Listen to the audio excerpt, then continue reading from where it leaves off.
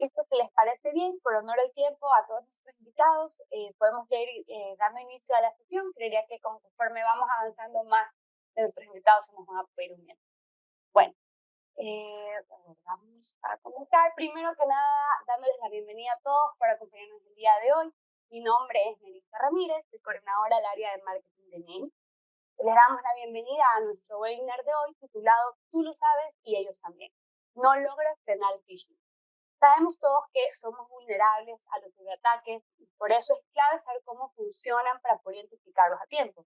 Con nuestros panelistas de hoy conversaremos de cómo reforzar la protección de las empresas contra ciberataques como el phishing.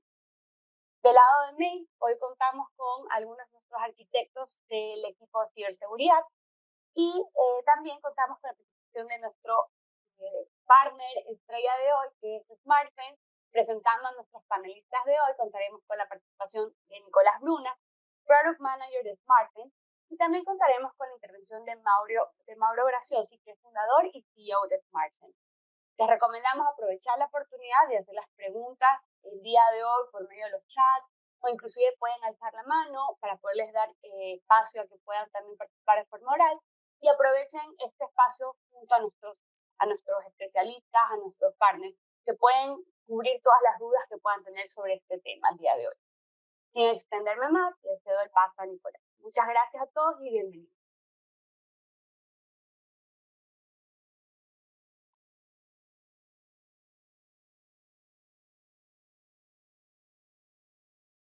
Nicolás, hola, ¿qué tal? No sé si me escuchan a mí. Te escuchamos, Mauro. ¿Y a Nicolás también? A Nicolás, no. Tal vez, Nicolás, puedes intentar prender y apagar el audio, o sea, el micrófono. Puede haber sido un problema técnico ahí.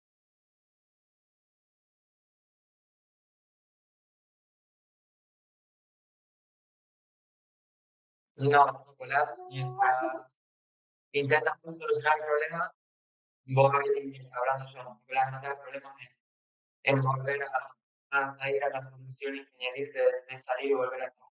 No te das problemas por eso. Bien, entonces, mientras Nicolás va a solucionar el problema, como decíamos, esta es una charla que nosotros estamos constantemente actualizando, porque, bueno, lo que hemos notado con Nicolás a lo largo del tiempo, nosotros cuando decimos a lo largo del tiempo, eso quiere decir desde el 2017, es que lo que nos motivó a crear la empresa, también a dar esta charla en la actualizada, era el tema de que cuando nosotros íbamos mirando, íbamos creciendo, ¿no? Con distintos grados de inclusión, de que las soluciones informáticas en algún momento iban a poder frenar el físico, porque eso era lo que veíamos de esa empresa. Entonces, en este caso en particular, lo que fuimos fue hacer una charla hablando sobre este tema.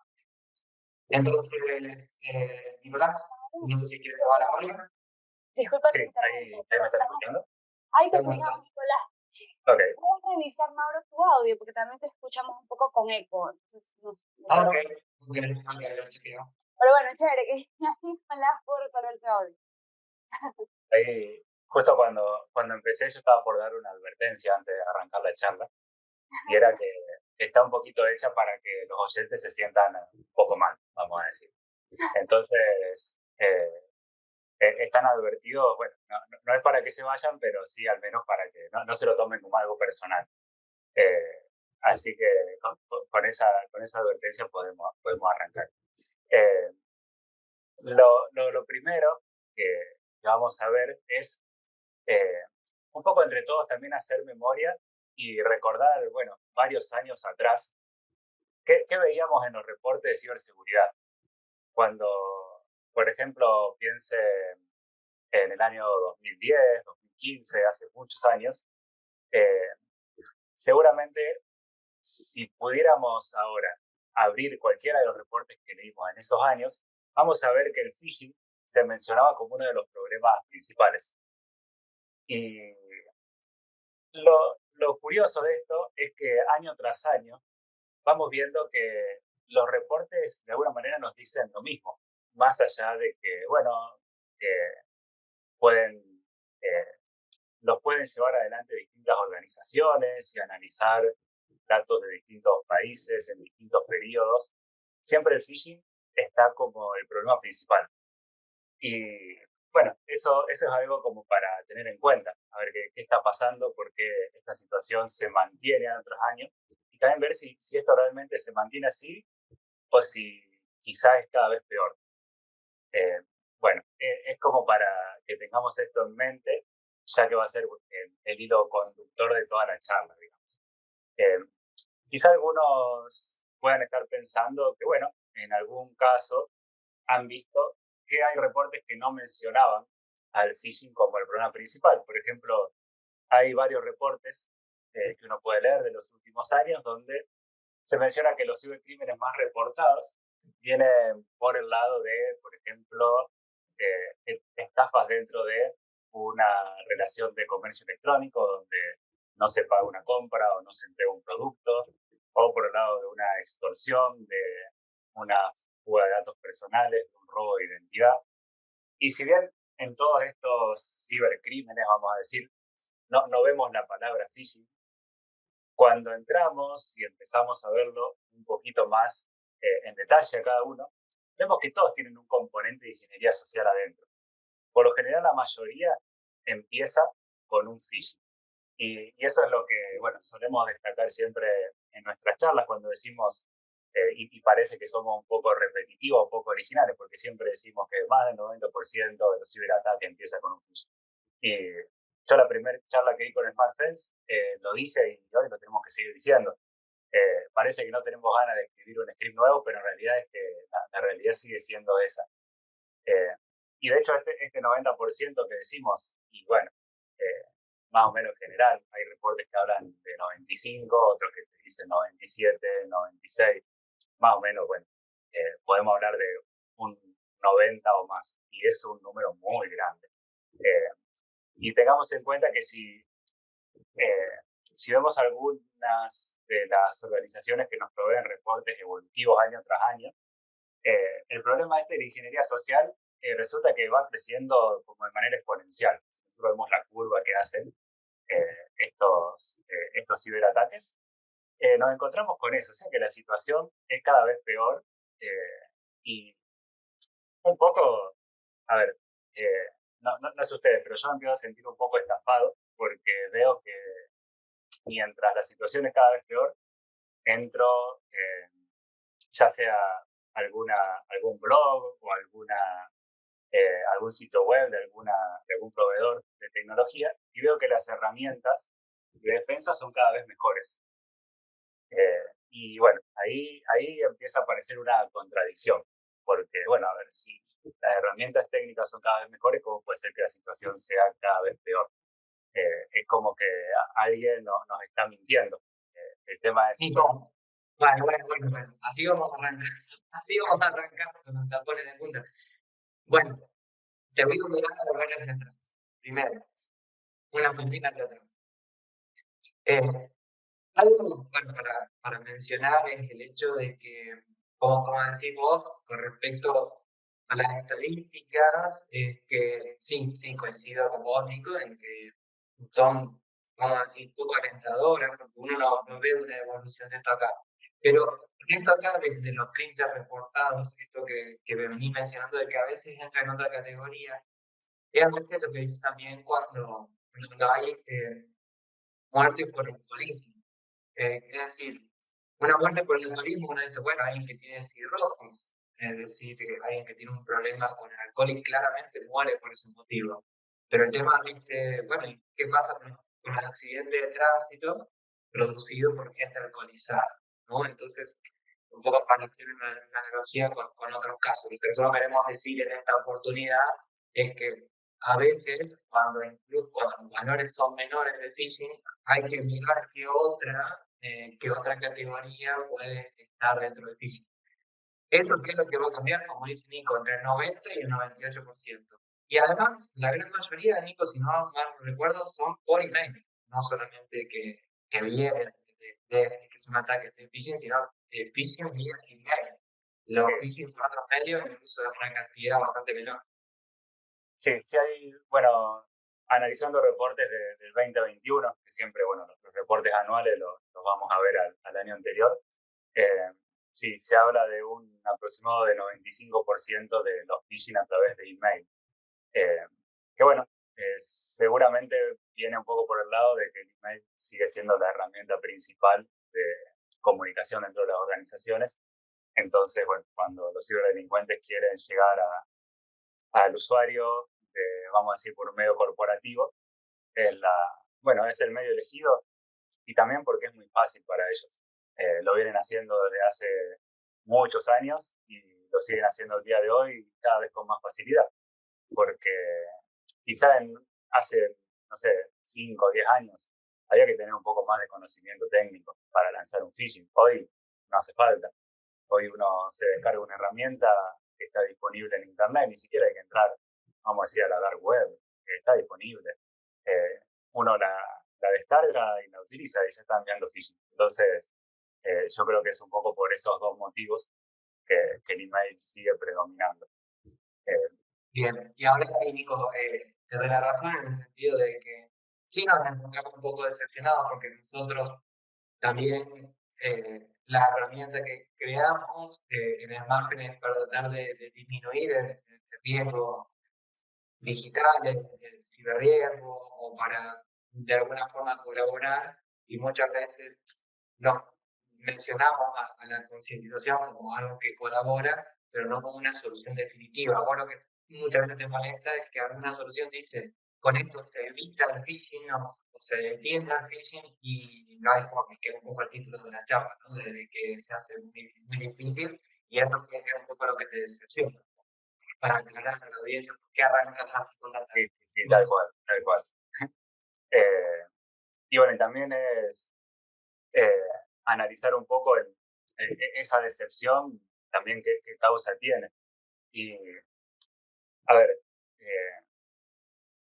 lo que podemos ver, por un lado, es esta tendencia que bueno, que todos solemos tener por el mismo perfil técnico del área de los profesionales del área de seguridad. Tenemos cierta preferencia por solucionar las cosas a través de herramientas técnicas. Tenemos un problema, tenemos una herramienta técnica para solucionarlo. Y bueno, porque nos da seguridad, confiamos más en esa herramienta que en otra cosa. Y es un poco también la costumbre de combatir otros tipos de problemas o de riesgos que hay en el mundo de la ciberseguridad. Ahora bien, cuando hablamos de una herramienta técnica y vamos a ver el phishing, bueno, sí, tenemos un correo que tiene cierto engaño y ¿qué puede hacer una herramienta técnica frente a esto? Bueno, vamos a poder, por ejemplo, analizar las cabeceras que están presentes en un email, buscando algo que nos permita determinar si es un phishing o no. Vamos a poder analizar un archivo adjunto para ver si tiene un malware conocido o no. Vamos a poder proteger un servidor de correo electrónico, pero lo que quizá tenemos el enfoque un poco en el lugar incorrecto, porque el ciberdelincuente cuando envía un phishing no piensa en todo esto, piensa en el usuario. Quiere engañar al usuario y no le importa todas estas barreras técnicas que nosotros vamos poniendo en el medio. Entonces, por un lado, la culpa igual es nuestra, porque estamos buscando la solución donde no está. Igual, por otro lado, también está lo que nos prometen las herramientas técnicas, porque hoy tenemos, por ejemplo, no queremos decir siempre nombres, pero vamos a decir, como decimos a veces, o Microsoft o Google, uno de esos dos, que nos dice, no, nosotros detectamos prácticamente el 100% de los phishing. Entonces, cualquiera de nosotros en esta organización vamos a decir, bueno, listo, a ver, están hablando del phishing es tan terrible, instalo esta solución y ya está, me olvidé del phishing. ¿Qué me va a hacer si tengo un porcentaje ínfimo de correos que están escapando de la protección que me ofrece, sea Google o sea Outlook? Bueno, acá es como que hay que leer un poquito la letra pequeña. Tenemos, a ver, vamos a tratar de ser buenos con estos proveedores. Ellos dicen que detectan casi el 100% de los phishing. Yo creo que todos los que estamos en esta charla ahora sabemos que todo lo que tenga que ver con seguridad y 100% no se llevan bien. O sea, la seguridad al 100% no existe. Y ya que nos vengan a decir esto, bueno, ya nos tiene que caer un poco mal. Pero vamos a suponer que es cierto. Vamos a suponer que detectan casi el 100% de los phishing. Podemos suponer un 99,9995%, que vamos a estar de acuerdo que casi 100. El tema es cuando vamos a ver otros números que los mismos proveedores nos están indicando. El mismo proveedor que promete esta tasa de detección de phishing, que es un poco mágica, vamos a decir, está analizando 400 billones de correos electrónicos por mes. Son billones, 400.000 millones. Entonces, cuando multiplicamos y vemos cuántos correos se están escapando de esa protección prácticamente infalible, son más o menos 200 millones por mes. Y no sé ustedes, pero yo no me sentiría tranquilo si hay 200 millones de correos que están escapando a este análisis. ¿Sí? De hecho, bueno, yo siempre digo que está bueno para el ciberdelincuente que pase esto, porque ¿qué hacen estas herramientas? Están filtrando todos los phishing malos y están dejando pasar los phishing buenos, porque justamente por algo no los atraparon y es porque son los phishing que están mejor hechos y los que el usuario tiene más probabilidad de terminar siendo víctima. Entonces hacen un filtro que está bueno, el usuario pierde la costumbre de recibir phishing porque todos los phishing masivos y fáciles se filtran y nomás les llegan los que están buenos para que caigan. Entonces, bueno, no sé si termina siendo bueno o malo incluso tener algo así. Y por ahí lo más curioso es cómo hace el ciberdelincuente para lograr esto, o sea, porque estamos hablando de herramientas técnicas que hacen uso de tecnologías que, bueno, ya nos cansamos de escuchar como tecnologías que son realmente muy buenas, como el Machine Learning, que tiene aplicaciones que realmente son asombrosas y cuando te dicen, bueno, este anti-spam, este antivirus hace uso de Machine Learning, nos sentimos totalmente a salvo. Y igualmente los phishing siguen llegando y ¿cómo hacen los ciberdelincuentes? Y lo peor de todo es que no hacen nada nuevo. Las herramientas técnicas siempre están haciendo algo nuevo, y los ciberdelincuentes hacen lo mismo. Siguen mandando los mismos correos de ingeniería social que mandaban antes. ¿Qué diferencia puede haber en los últimos años? Bueno, que la persona que manda el phishing tiene a su disposición más información para, digamos, elaborar su ataque, para que el contenido de ese correo que va a enviar esté más enriquecido y adaptado específicamente a la víctima a la cual va dirigido. Entonces ya no hablamos tanto de un ataque de phishing masivo y estamos ya continuamente en presencia de ataques más dirigidos. Y en ese primer paso, en ese momento donde el ciberdelincuente hace su inteligencia, de hecho, bueno, cuanto más tiempo le dedique a estar ahí, mejores van a ser los correos de phishing que va a elaborar y con más probabilidad va a estar saltando todas esas barreras tecnológicas que vamos poniendo en el medio.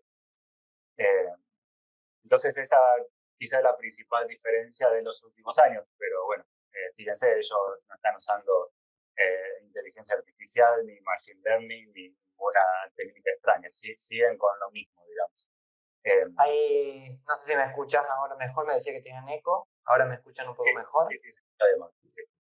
Sí, me quedé mordiéndome los dientes, la lengua un poco antes cuando quería decir, pero también ellos son muy pragmáticos y a ellos les importa muy poco el marketing de las herramientas que como decís vos, Nico, que Machine Learning, que esto, que lo otro. Ellos son prácticos y verdaderamente aquel hacker que hablábamos platónicamente por la década de los 90, ya prácticamente, comparativamente en estos tiempos, si hablamos de ciberseguridad, ya es irrelevante. El que está es el ciberdelincuente o el delincuente digital.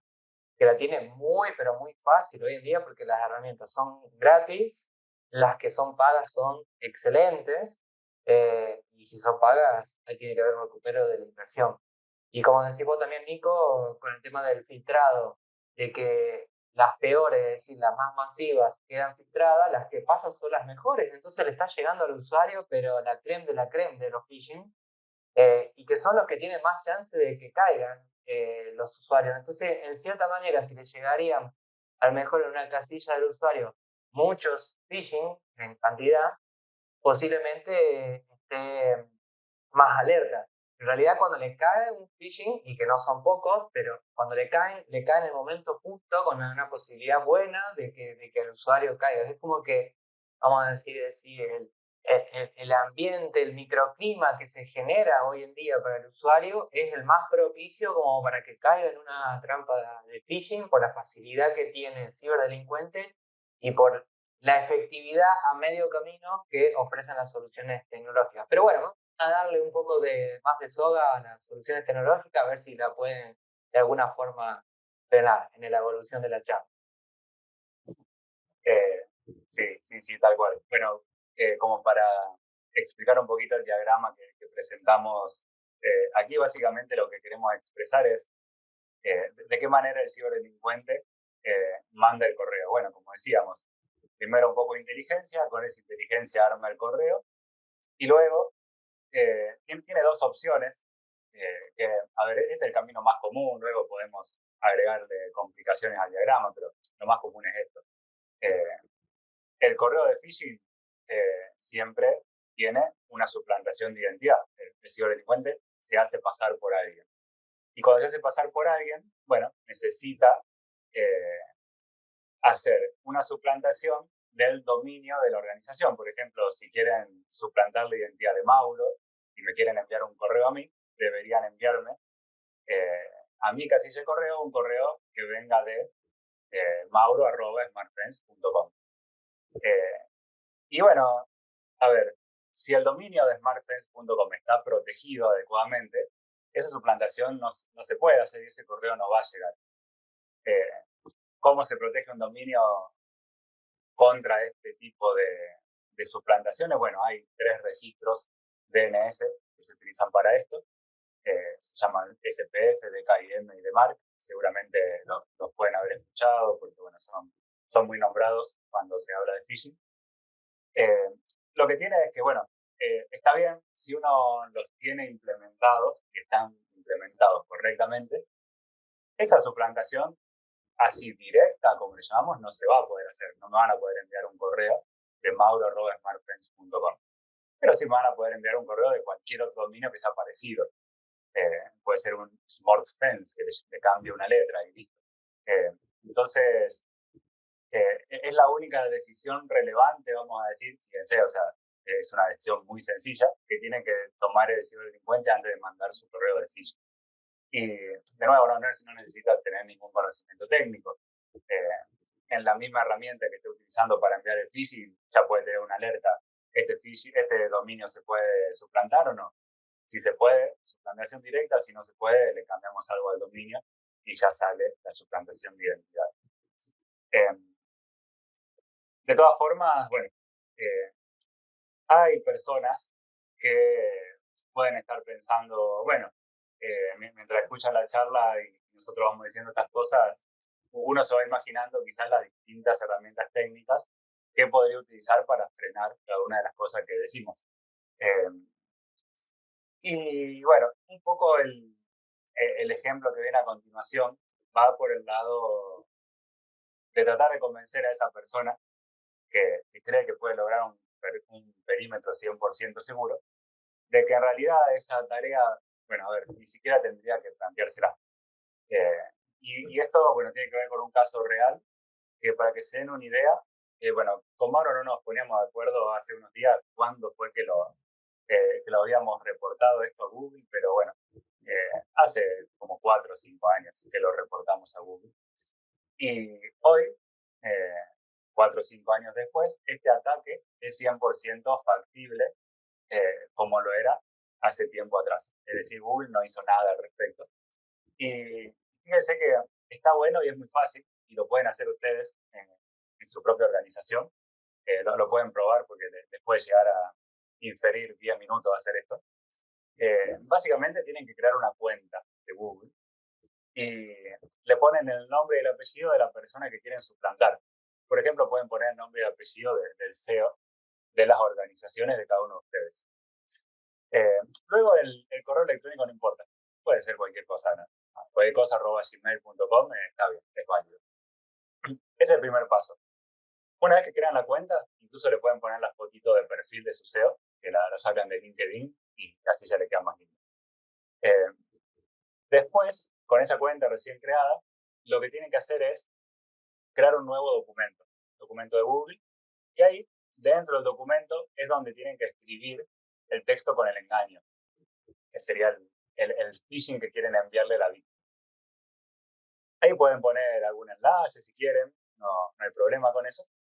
Y lo que hay que hacer es seleccionar ese texto y dejarle un comentario a la víctima, a la persona que ustedes quieren que reciba este phishing. Y pueden probar, por ejemplo, con el correo de su propia organización. Prueben con el correo que ustedes tienen, corporativos, y van a ver cómo reciben en su bandeja de entrada este mensaje, bueno, proveniente de su CEO. Van a ver que si ustedes revisan todo el correo, incluso buscan entre los headers del correo electrónico que recibieron, en ningún lado van a ver la dirección puntual desde la cual esto se envió. No van a ver ese cualquier cosa @gmail, eso no está. Van a ver el nombre, el apellido y la foto de perfil que pusieron cuando crearon la cuenta, que eso pueden poner lo que ustedes quieran, y ahí van a estar los datos del CEO. Entonces, suplantaron la identidad de su CEO sin esfuerzo, vamos a decir. Y lograron que llegue un phishing a la bandeja de entrada de su correo corporativo, también sin esfuerzo. ¿Por qué sin esfuerzo? Porque Google hizo todo el trabajo. ¿Qué hizo Google? Básicamente configuró su dominio de Gmail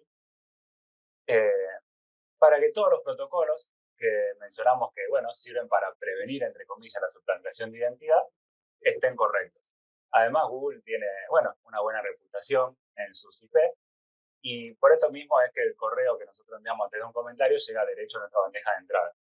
Pero, bueno, aquí hay algo curioso, porque justamente gracias a estas medidas contra la suplantación de identidad, nosotros logramos que un correo de suplantación de identidad llegue de manera más efectiva a la bandeja de entrada del usuario que nosotros hemos elegido como víctima. Entonces, fíjense, termina siendo como un poco hasta paradójico cómo termina resultando todo esto.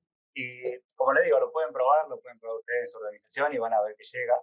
Y justamente, bueno, es para este perfil, para esa persona que quiere lograr un perímetro 100% seguro, que para todo está buscando una herramienta técnica. Bueno, estamos en un momento vamos a decir, de la historia de la tecnología donde el perímetro 100% ya es imposible que exista. Quizá alguna vez, cuando ni siquiera había internet, podíamos llegar a lograr alguna red local ahí un poquito más segura. Hoy no, hoy ya no se puede. Incluso, en este caso, Nico, incluso te corta ahí. Sí. Fue un poco desastroso, al fin y al cabo, desde un punto de vista, porque lo que veníamos diciendo es que ya el técnico, el ingeniero que uno se hacía la idea, el hacker o lo que sea, que ya no es que no exista, significa que ya es irrelevante a esta altura a la hora de lo que tiene que ver con la ciberseguridad. En este caso, fue nada. O sea, es crear una cuenta de Gmail, que lo hace en menos de un minuto. No usó ninguna herramienta. La creó gratis, desde su casa, tomándose un café. Lanzó un ataque y llega directo a la casilla del usuario, y no hay forma de que lo puedan frenar. No hay forma de que lo puedan parar, porque supera todos los protocolos de ciberseguridad. Y bueno, Nico, acá no hiciste la apuesta, porque total, ya te cansaste de hacerla y no hay nadie que te la pueda ganar, así que ya, yo la subiría a la apuesta, porque total, Nico, seguimos con el mismo estado. de la cerveza. Yo creo que ya tendría que pasar o a otra bebida o a otra cosa, porque no hay forma de poder frenar a ese tipo de ataque que es súper simple, ¿no? Sí, sí, de hecho, bueno, siempre surgen preguntas relacionadas con esto que nosotros mostramos como un ejemplo más. No crean que todos los ciberdelincuentes van a hacer esto. Siempre surgen preguntas de cómo frenarlo justamente y nosotros decimos no se puede y del otro lado esa respuesta nos gusta. Y igualmente imaginen que lo podemos bloquear porque podemos poner, que ya lo estaban pensando más de uno, podemos poner una lista negra y bloquear todo lo que tenga que ver con Google. Podemos bloquear los dominios y la IP de Google. Y ahí sí, listo, no pasa. Perfecto. Bueno, ¿cuál es el problema? Yo les digo, ustedes hacen eso y yo hago el mismo proceso, pero en lugar de robar la cuenta corporativa del usuario, yo robo la cuenta personal y el usuario recibió el correo igual. Entonces, va un poco por ese lado. También el hecho de sentirse un poco más mal con la charla, porque, ¿qué pasa? Cada vez que pensamos una defensa, una manera de defendernos frente a un ataque, resulta que, claro, al final no funciona y el ciberdelincuente encuentra una manera sencilla de que nos termine entrando el ataque. Pero bueno, está un poco ilustrado acá con este GIF. Más allá de cuánto lo pensemos, el ataque entra igual. Y eso es un poco lo que termina siendo el ciberdelincuente. No sé, Mauro, si terminamos la charla acá o si querés dar alguna luz al final del túnel. Te diría que ese muchacho, la verdad que las técnicas de defensa las veo más efectivas que las actuales que supuestamente frenan el phishing. Te diría que lo veo bastante efectivo comparativamente. Si tuviera que poner dinero, se lo pondría al muchacho.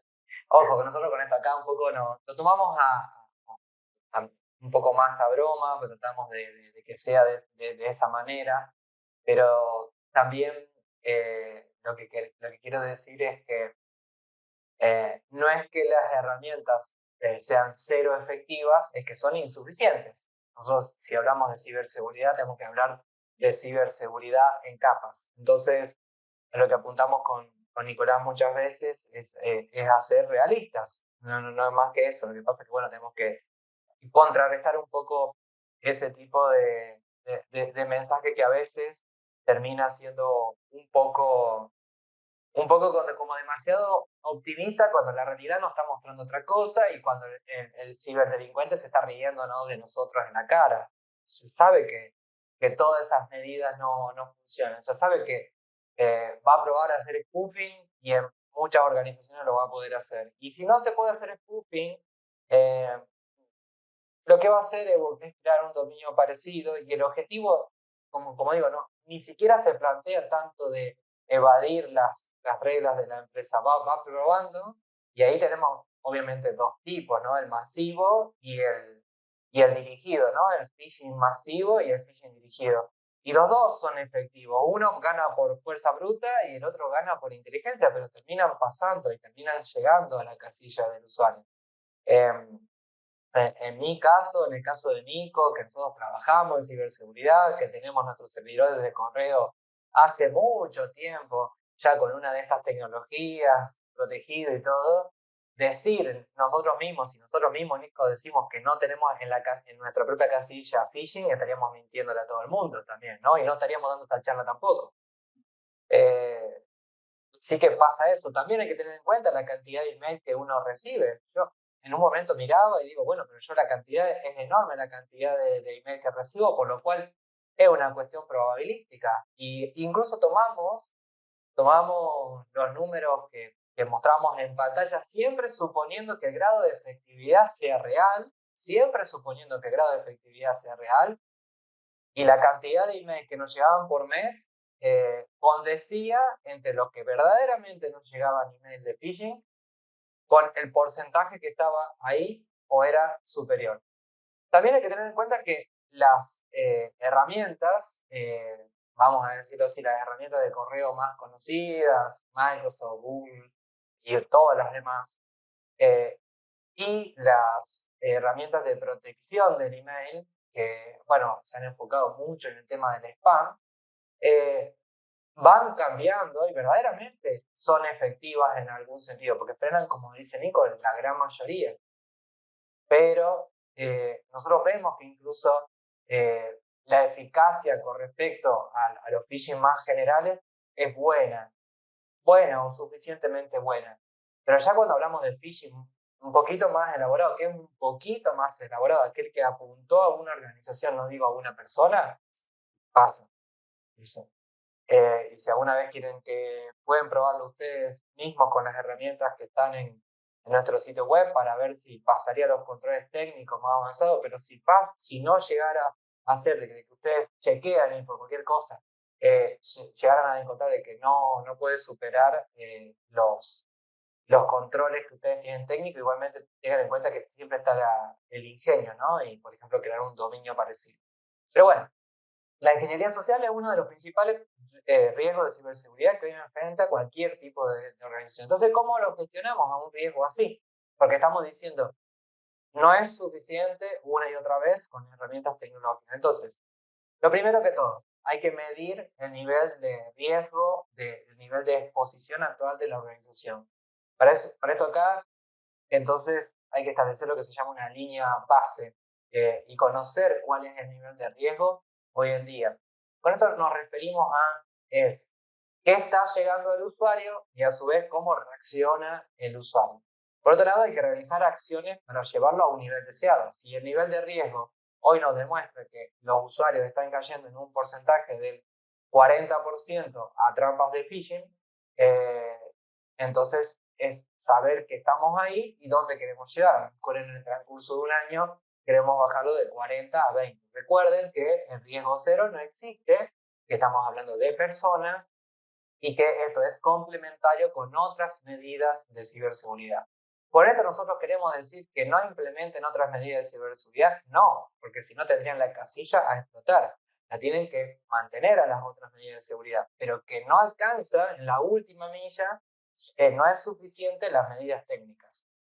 Una vez entonces que ustedes determinan dónde están y dónde quieren llegar, entonces tienen que seguir midiendo para ver cómo van avanzando y llegan. Y al próximo año, si ustedes a lo mejor alcanzaron un porcentaje o alcanzaron ese punto, en cambio a lo mejor de estar en 40, en un 22%, bueno, el próximo año, ¿cuál es el objetivo que quieren alcanzar? El nivel de riesgo que tuvieran ustedes estuvieran dispuestos a aceptar.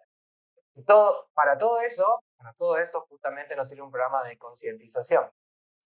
¿Por qué medir el riesgo? Bien, si no lo están midiendo, entonces no saben el grado de exposición que están teniendo en su organización, que es donde nos encontramos en la gran mayoría de las organizaciones de Latinoamérica. En algunos países un poquito más, un poquito menos, pero no saben cuál es el grado de exposición. Y quienes hacen esos análisis de un solo phishing, que para eso tenemos otra charla, un solo phishing anual para medir el riesgo, es muy poco certero, por miles de motivos. Hacer una única prueba para ver el grado de exposición de riesgo es muy poco certero. Pero también es poco útil, porque al fin y al cabo, a mí me pasaba cuando yo era CISO de una organización que hacíamos una vez al año un análisis OWASP. Pero era lo único que hacíamos, o sea, solamente saber cuál es nuestro nivel de riesgo. Pero entre medio no había acciones concretas para que el próximo año nos dé mejor o peor. Entonces, un año lo medíamos, al próximo año lo medíamos y podía estar arriba o abajo. Pero, y después, en el camino, ¿qué hicimos como para mitigar eso y bueno, bajarlo? Entonces, si no lo miden, no saben en qué grado están hoy en día con respecto a el comportamiento del usuario. Entonces, hasta están a un nivel de riesgo que no sé si estarían teniendo un problema de diligencia debida con respecto a este tema. Tengamos en cuenta que es entre el 90 y el 98% de los ataques vienen por phishing y no están midiendo el grado de comportamiento, que sería a quien apunta este tipo de ataque. Bueno, ¿cómo medimos el riesgo? Y ahí yo tengo que decir, lamentablemente, decirle que el grado de exposición no se puede medir, de riesgo, de ese tipo de riesgo, no se puede medir con un simple antivirus, no se puede medir con firewall ni con un anti-spam. Se mide simulando repetidamente esos ataques tal cual como nos están llegando, o a veces ir probando un poquito más allá y evaluando el comportamiento de los usuarios. Es decir, que el riesgo lo medimos a través de simulaciones de phishing repetidas y que estén enmarcados dentro de un programa, ¿no? Y de esa forma se puede sumar alguna cuestión más de conocimiento, de opinión incluso, pero principalmente el comportamiento a través de lo que es simulaciones de phishing. Entonces, lo primero que hay que hacer es medir. No, aquí empieza la primera acción concreta que ustedes pueden hacer. Y a partir de ahí lo pueden llevar a un punto en particular. Después, ya a través de acciones, que puede ser enviar campañas de contenidos bien específicos para el público objetivo, y acá también me detengo porque digo, el que nos lleva adelante a veces al programa es el CISO o el responsable de concientización, y a veces dice, no, ¿sabe lo que funciona? Los videojuegos, y le envía videojuegos, y después dice, no, sí, pero la gente no está abriendo los videojuegos. Y bueno, lo que pasa también es que hay que hacerlo por múltiples medios, pero más que todo es, no por múltiples medios, sino llegar con contenido de distinto tipo, como newsletter, módulos interactivos, videojuegos y demás, porque tenemos distintas audiencias dentro de nuestra organización. Entonces, no tenemos que ser tan puristas, estamos hablando de gente, de personas que en distintos momentos de su vida, que están pasando por distintas cosas. Entonces, es llegar con una gama de contenidos como para poder considerarlo también una acción efectiva. Porque decir, yo hago una simulación de phishing y le envío un newsletter al año, o esa acción la repito cada 2 meses, y después solo para decir, yo al usuario le dije, pero sigue haciendo lo mismo. Bueno, pero un poco más, es decir, tenemos que tener un conjunto de medidas y tenemos, me refiero a mediciones y un conjunto de acciones para que verdaderamente poder chequear y contrastar causa-consecuencia y ver si a lo mejor los newsletters son más efectivos que un módulo interactivo o un videojuego es menos efectivo que un video. Es probar porque también cada organización tiene su propia realidad. Por eso nosotros como fabricantes lo que hacemos es ofrecer un abanico de alternativas para que puedan usar, y es entre el partner y el cliente final el que tienen que determinar cuál es el programa más apropiado. Nosotros no somos expertos en programas de concientización, sí tenemos una inteligencia colectiva, pero si ustedes me dicen cuál es el nivel de riesgo apropiado para mi organización con respecto a simulación de phishing, es decir, ¿qué porcentaje tendría que caer? Y no sé para su organización, porque a lo mejor una organización muy distribuida, muy centralizada, del ámbito público, del ámbito privado, del tamaño de la organización. Y nos ha pasado también incluso un caso donde también era el mismo tipo de organización, la misma cantidad de empleados en el mismo edificio, pero tenían forma de comunicar distinto. Entonces también un poco es eso, que depende de cada organización. Y bueno, es simple lanzar estos contenidos, es cuestión de, por ejemplo, con SmartFence, que puede ser SmartFence o cualquier otra, es una cuestión de, una vez que medimos, es lanzar, es armar un programa anual y lanzar el conjunto de campañas que sean relevantes para esa organización, y una vez que se lanzan, ir midiendo en la práctica para ver cómo disminuye la exposición en nuestra organización.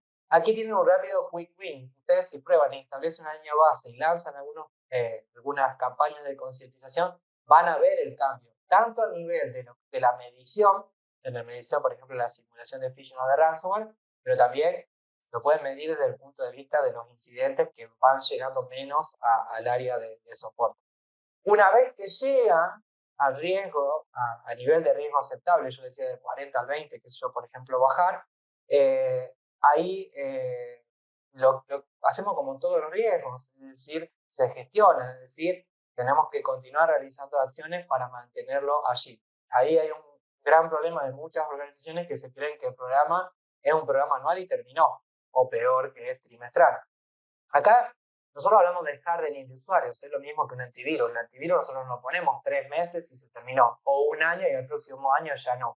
El antivirus, el firewall, lo que sea, una vez que se establece, se tiene que gestionar ese riesgo como cualquier otro y se mantiene a lo largo del tiempo, ¿no? Entonces, no caigamos en el error de abandonar las acciones de concientización luego de un periodo, porque vamos a echar a la basura todo el trabajo que se hizo para medir, para hacer acciones concretas, que el usuario ya se acostumbre a recibir comunicaciones, a mantenerse en estado de alerta.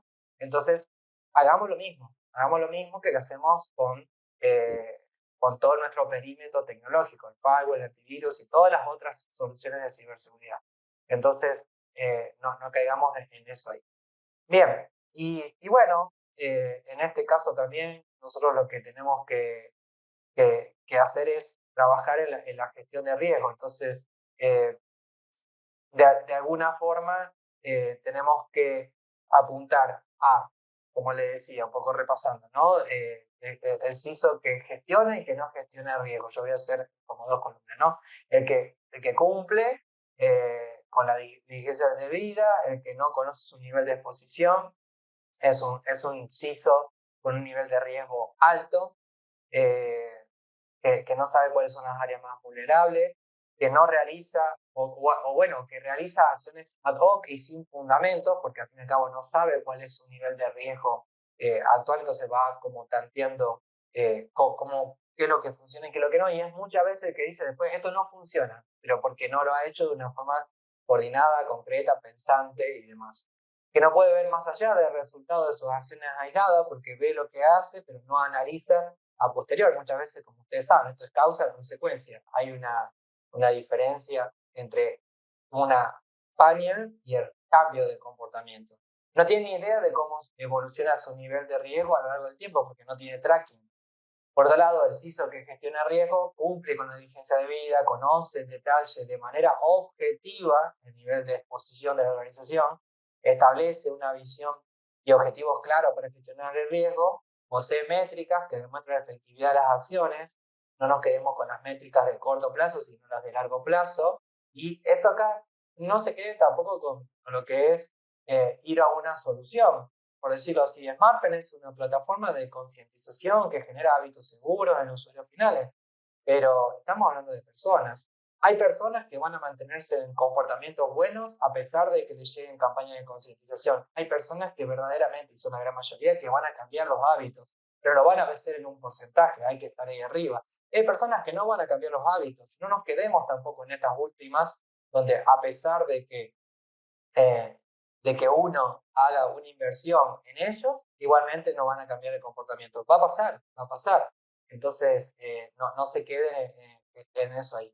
Entonces, este CISO, que entonces demuestra la efectividad de las acciones, tiene que poder hacer este análisis de causa-consecuencia y tiene que mantener los resultados a lo largo del tiempo. También que eso es importante, que no quede en una acción única de un año o de un mes, ¿no? En particular.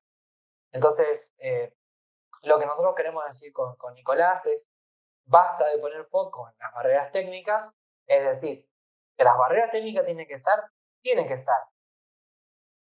Entonces, basta de poner foco de las barreras técnicas entre el ciberdelincuente y el usuario, esperando que sea la manera de resolver el problema del phishing. Porque el phishing tiene a una persona de origen y a una persona de destino. No está queriendo atacar a hardware ni a software, está atacando a personas. Pero entre medio estamos queriendo poner barreras que terminan siendo como un filtro y que, como demostró Nicolás, a veces ese filtro hasta incluso es beneficioso para que sea más efectivo el ciberdelincuente, porque le llega solamente el phishing bueno. Es un terreno demasiado grande, esto hay que tenerlo en cuenta, y al usuario lo están atacando igual. Está desprevenido, tengan en cuenta que venimos de pandemia, de invasiones a nivel global o guerra, como quieramos poner. Está desprevenido, están pasando cosas, hace un grado de incertidumbre grande, está cayendo en los engaños y no lo está reportando en muchos casos. Y ahí es que ni lo sabemos. Ese es el grado peor, es cuando ni siquiera sabemos qué es lo que está pasando. Tengan en cuenta que también el phishing en muchos casos produce un daño a la organización, pero no lo detecta al completo el propio responsable de seguridad de la información, por lo cual es silencioso, no es una denegación de servicio que claramente lo vio. Entonces, la decisión de actuar sobre uno de los riesgos más relevantes hoy en día en ciberseguridad es bueno, pasa un poco por eso, ¿no? De apuntar al proceso de hardening de usuarios hoy más que nunca apuntar al usuario, porque no es que no haya estado, es que muchas veces está siendo tal vez un poco tenue. Entonces lo que nosotros decimos es, hoy la concientización del usuario tiene que estar en la estrategia de ciberseguridad inserto en colaboración con las otras medidas técnicas de gestión, legales, sanciones y demás que haya dentro de la organización, porque tiene que ser una pieza clave, ya que el usuario termina teniendo un rol clave desde el punto de vista, no solo nos decimos que es el eslabón más débil, sino que decimos que es en quien menos se ha invertido. Y esto tiene que ver mucho también con lo que decía Nicolás, que muchas veces los que estamos, pues yo también soy ingeniero en sistemas de información, Nicolás también, y bueno, en mi caso he sido CISO y reconozco tener un sesgo hacia lo que me siento cómodo, que es el hardware y el software. Entonces también es como que el problema está acá, pero yo la inversión la hice acá muchas veces, ¿no? Reconozco que me he sesgado hacia la tecnología cuando el problema estaba claramente en el usuario. Y ese es un poco el mensaje que queremos darle a ustedes. Nosotros a lo largo del tiempo hemos visto que es mucho más efectivo llegarle al usuario, por eso hemos hecho todo este recorrido y bueno, es un poco lo que también como ex-CISO es lo que quería transmitirle a ustedes. Y bueno, agradecemos al tiempo que ustedes nos han dado y nos ponemos ahora a disposición para responder a las preguntas que nos puedan plantear. Nico, te doy la palabra, dicho sea de paso, por si querías agregar algo más. No, perfecto, perfecto. Como decíamos antes, bueno, si bien la charla termina siendo un poco al principio desmotivadora, también al final la idea es, aportar nuestra visión de cómo gestionar este que es el riesgo más importante que venimos viendo todos hace años. Creo que es hora de cambiar un poco el foco como responsable de seguridad y bueno, la clave está en gestionar.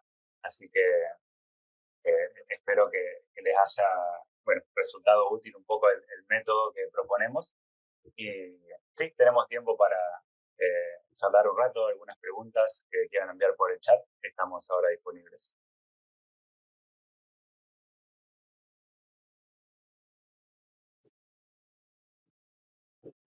Exactamente, bueno, como les comentaba también a todos por el chat, este es el momento de las preguntas. Les invitamos a todos quienes puedan tener alguna duda o quieran aclarar algún tema puntual de lo que hemos revisado hoy con Nicolás y Mauro, que puedan tanto usar o el espacio del chat o también pueden alzar la mano o participar de forma oral para poderlos también apoyar de esta forma. No sé si ellos tendrán acceso a escribir en el chat. No sé si alguien, aunque sea para saludar, puede probarlo o lanzar una pregunta y respuesta, porque es a ver si tienen los permisos necesarios. Sí, en teoría, tanto chat como Q&A están habilitados para todos nuestros invitados, que podrían dejar sus comentarios por ahí también. Sí, aquí tenemos un hola para el Q&A. Bien, perfecto. Muchas gracias por probar ahí. Algunas preguntas que normalmente, como para romper el hielo, Nico, alguna pregunta que normalmente nos hacen o algún comentario que es frecuente en esta charla o este tipo de charla, no sé si recordás alguno. Sí. Bueno, hay varios. Muchas veces se entra un poquito en detalle en el tema de los protocolos que mencionamos para protegerse de la suplantación de identidad, que eran el SPF, el DKIM y DMARC. Tienen una herramienta gratuita en nuestro sitio web, si quieren utilizarla, donde pueden evaluar si su dominio sería suplantable o no. Entonces, bueno, ahí van a tener una evaluación rápida e instantánea con el resultado, la misma que haría el ciberdelincuente antes de mandarle un phishing, para ver si se puede o no suplantar su dominio. Esto, bueno, a partir del resultado, está bueno que si resulta que, bueno, su dominio se puede suplantar, realicen las acciones necesarias para implementar los protocolos e implementarlos de manera correcta. No basta con que estén, sino que tienen que estar implementados correctamente. Y que quede claro igualmente, porque a veces uno, si lo está escuchando un poco por primera vez o no tuvo tiempo de ponerse a leer bien de qué se trata, parece que con eso todo se resuelve, pero bueno, tengan en cuenta que van a estar protegiendo su dominio, su propio dominio, de que sea utilizado para un email de suplantación de identidad. Entonces, bueno, cuando alguien quiere usar el dominio de su organización exactamente, escrito tal cual es, para enviar un correo de suplantación de identidad, no va a poder, se va a detener antes. Pero eso no los libera de recibir correos de phishing en su organización que provengan desde un dominio diferente, totalmente diferente, como puede ser la suplantación de otra organización o un dominio similar al de la organización en la que ustedes están. Esa es una aclaración a tener en cuenta. Y por las dudas también quienes utilicen Office 365 o Gmail corporativo, no crean que tienen esto implementado porque esto es responsabilidad de cada uno de ustedes porque el dominio es propio de la organización. Tanto Google como Outlook no se hacen responsables de esto, así que vayan a chequearlo que es lo más seguro. Y bueno, después también solemos hablar un poco del tema del ejemplo de Google. Como le decíamos antes, es un ejemplo. Hay otras cosas que se pueden hacer con Google. Por ejemplo, si el ciberdelincuente, cuando decimos ciberdelincuente, es cualquier persona que tenga un poco de maldad, si necesita alojar un sitio de phishing, ¿sí? Bueno, uno se puede poner a pensar, hay que conseguir un hosting, bueno, hay que agregar un dominio donde podamos alojar un cierto HTML, donde podamos engañar al usuario. Bueno, ese HTML lo pueden subir a Google y lo publican a través de Google. O sea, se puede alojar un sitio web con Google y ese sitio web alojado en Google no va a caer en ninguna lista negra, lo pueden tener en línea todo el tiempo que quieran. Que bueno, eso para que tengan en cuenta que no es más que un ejemplo de muchísimas técnicas que hay y por eso al haber tanta variedad de técnicas, el querer bloquear técnicamente se vuelve un poco virtualmente imposible. Así que tengan en cuenta y consideren esto de agregar al usuario dentro de la estrategia de ciberseguridad. O sea, son algunas de las cositas que solemos mencionar al finalizar esta charla. Nicolás, tenemos una pregunta por parte de Braulio Rivero, nos consulta. ¿Smartphone tiene algún servicio de protección de marca? Ahí, Nicolás, ¿qué tal? Bien, bien. Yo esa la tomo, Nico, porque justo pasa de que también se publicó esa pregunta hace unos 4 días también en otro foro muy importante de Latinoamérica.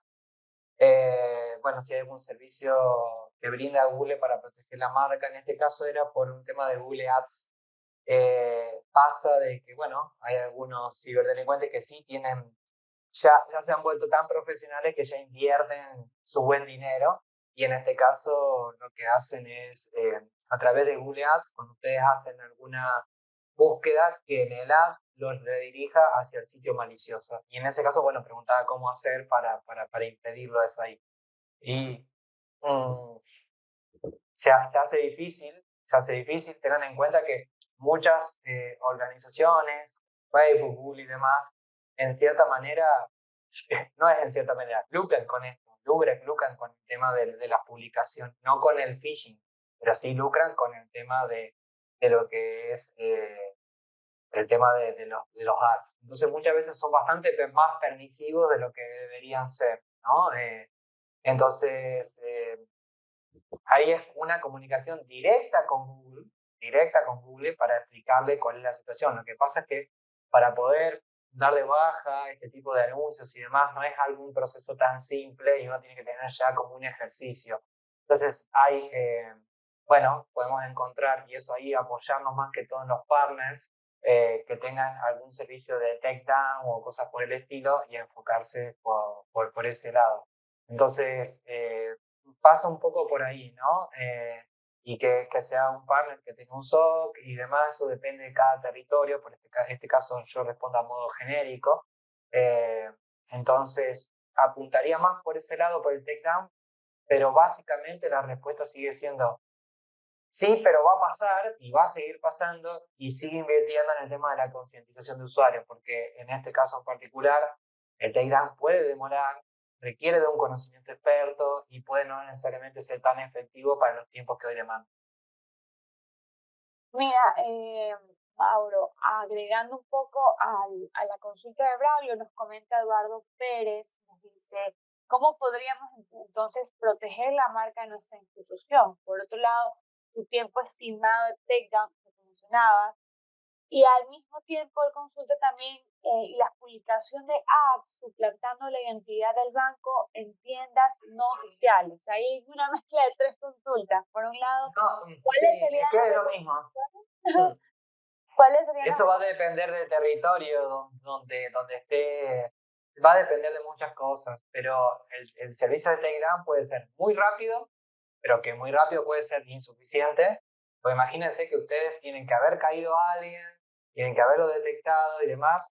Hay algunos sistemas que en principio detectan que si hay algún tema que se está exponiendo la marca, pero eso depende de lo que puedan hacer. Nosotros, Nico, si puedes compartir el sitio web de Bigu, nosotros tenemos una alianza estratégica con otro fabricante, que es Bigu, que es Beyond Google, y lo que hace es detectar, por ejemplo, si ve que hay algún dominio creado que es sospechoso con respecto a lo que es la organización.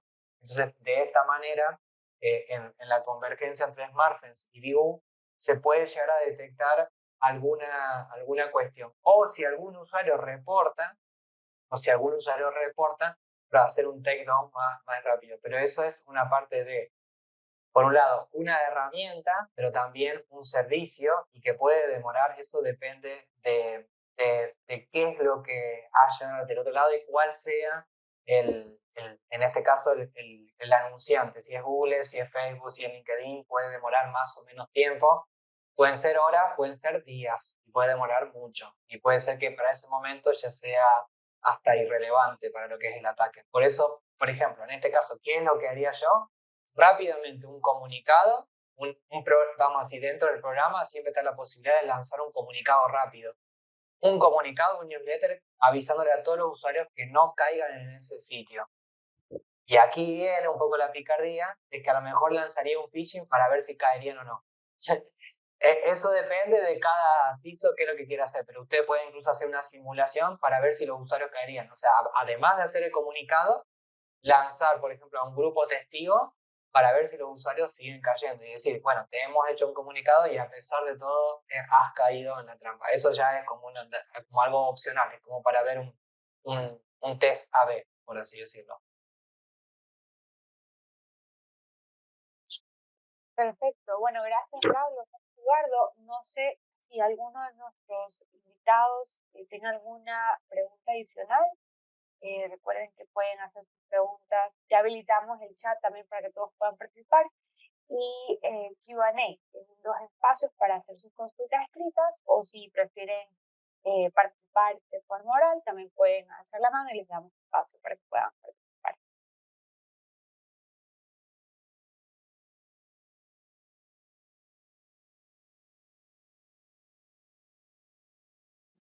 Y si no, también les hemos dejado los contactos de nuestros speakers del día de hoy para que puedan también seguirlos por redes, puedan también contar con sus contactos de correo. Si tienen alguna duda que tal vez no se les ocurre en este momento, pero una vez que cierran sesión y se acuerdan, muy cierto, no pregunté tal cosa, tienen los contactos también ya de Nicolás y Mauro para que puedan hacerla después.